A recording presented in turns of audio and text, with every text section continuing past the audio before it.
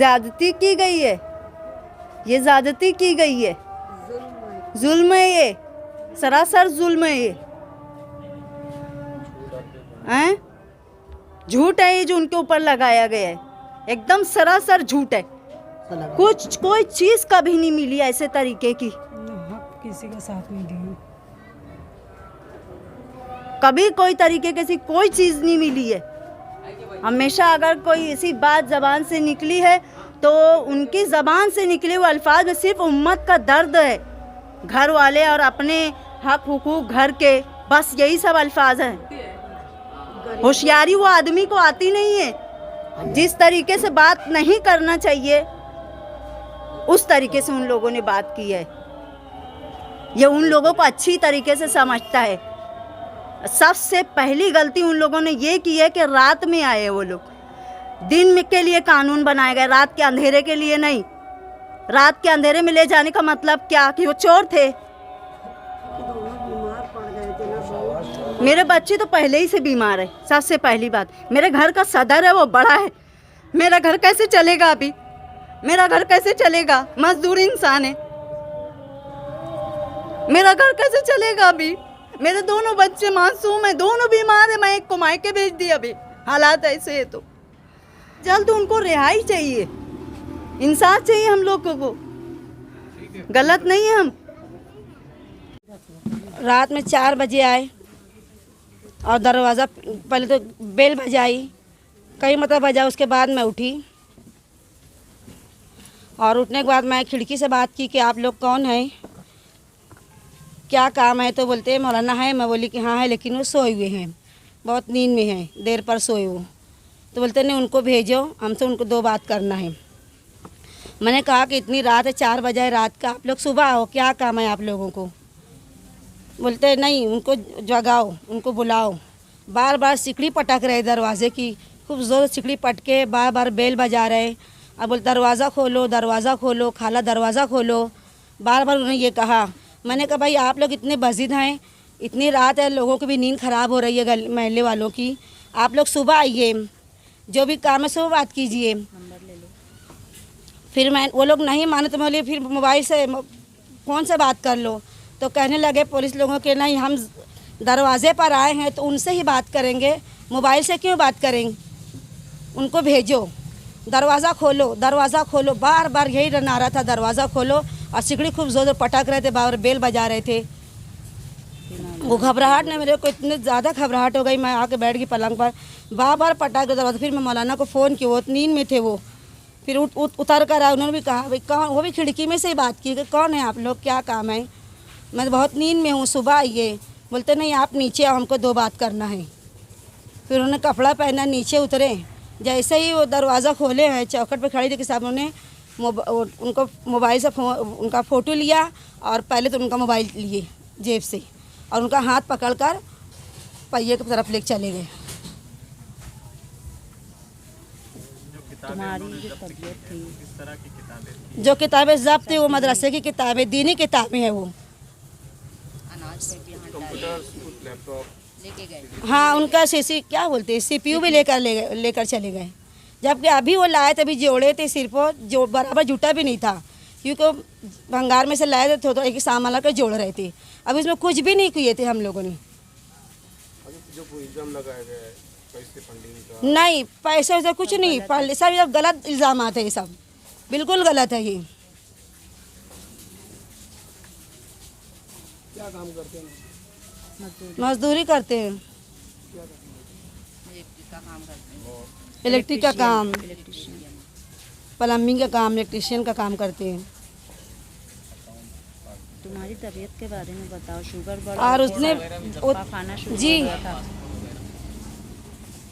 आधार card, passport, ये सब भी जब्त करके ले गए। ये इसको पता, सब आधार कार्ड भी ले गए उसका, सैफुर रहमान का। ऊपर से उठाए थे, हाँ आधार कार्ड था उन लोग के हाथ में, ले लिए थे। और उनके जान में इतनी शुगर बढ़ गई, प्रेशर बढ़ गया और उनसे जुलाब में दिन भर पड़ी थी। बहुत मेरी तबीयत नासाज हो गई थी उस वक्तों से, 4 बजे रात से। अभी ये जो प्रेस कॉन्फ्रेंस ले रहे हैं आप, जी क्या आपको उम्मीद है? हमको यही उम्मीद है कि हमारे बच्चे हम जैसे ही गए वैसे हमारे पास आ जाए, हमारा बच्चा जल्द अज जल्द बाइज्जत रिहा हो जाए। क्योंकि वो बहुत मासूम और बेगुनाह है, कुछ उन्होंने किया ही नहीं, कानून के खिलाफ कोई काम ही नहीं किया आज तक, ना उनको कोई सबूत मिला। हम बार बार मुझसे कह रहे हैं कि आप लोग क्यों ले जा रहे हो, क्या मुद्दा उसका, क्या जुर्म है। तो कहते हैं कि ज़्यादा सवाल नहीं करने का, मालूमात करना है तो आप सिटी पुलिस स्टेशन पर आ जाओ। जब मेरा लड़का गया है 5 बजे तो वहाँ वो लोग बोलते हैं कि यहाँ नहीं ले, डायरेक्ट नासिक ले गए हैं। मतलब हमको यही है कि हमारे बच्चे जैसे गए वैसे हमारे बच्चे हमारे घर पर वापस आ जाए, बाइज्जत रिहा हो जाए। आपका शुक्रिया अदा करना चाहूँगा और थोड़ी सी माजरत भी। ये प्रेस कॉन्फ्रेंस दरअसल उर्दू मीडिया सेंटर पर तय थी। कल हम लोगों को इजाज़त भी मिल गई थी, लेकिन कुछ वजूहात की बिना पे जो है तो उसको वहाँ से मौखर करना पड़ा और आज हम जो है तो यहाँ पर इस प्रेस कॉन्फ्रेंस के लिए जो है वो हाजिर है।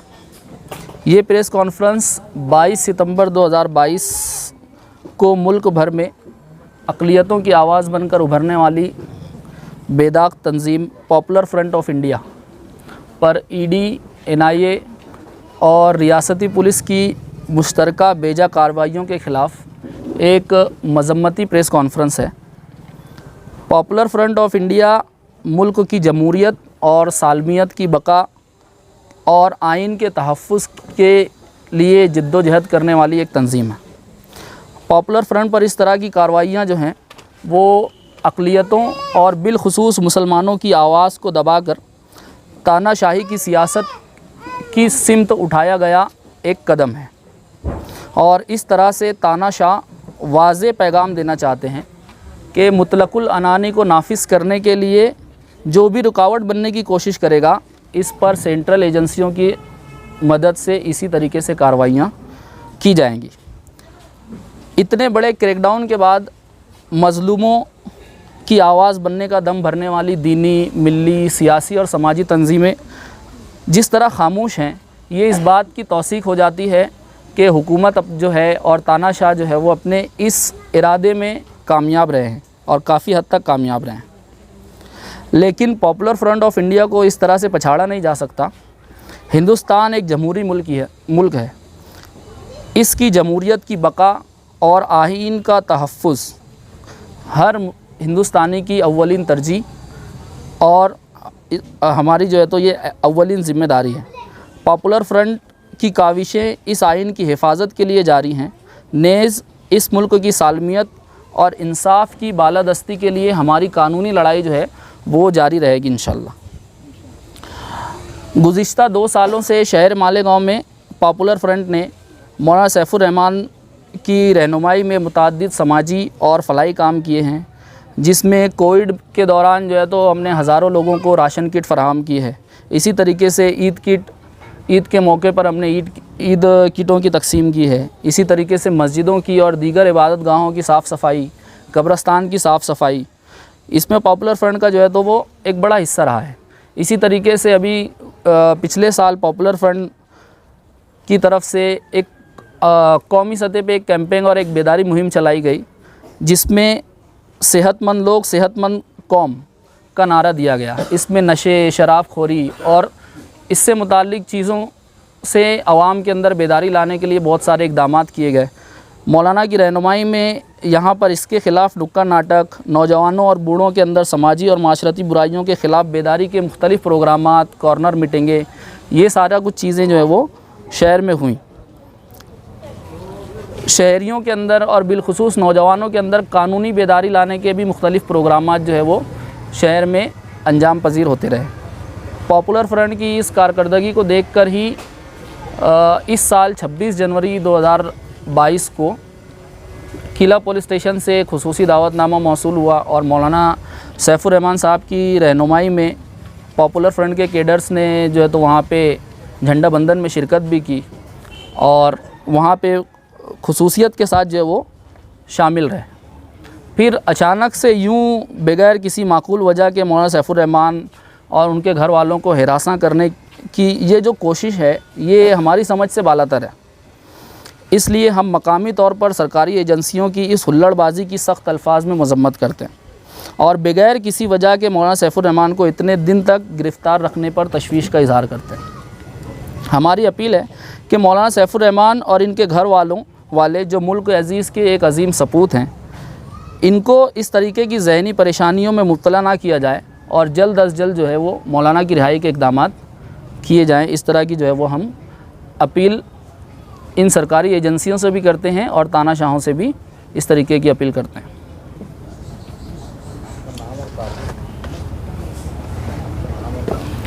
मेरा नाम अम्मार अहमद है और मैं जो है तो मकामी तौर पे पॉपुलर फ्रंट का एक रुकन हूँ। अभी ये सब कार्रवाई जो हुई तो उसके बारे में आपकी किससे बातें हुई?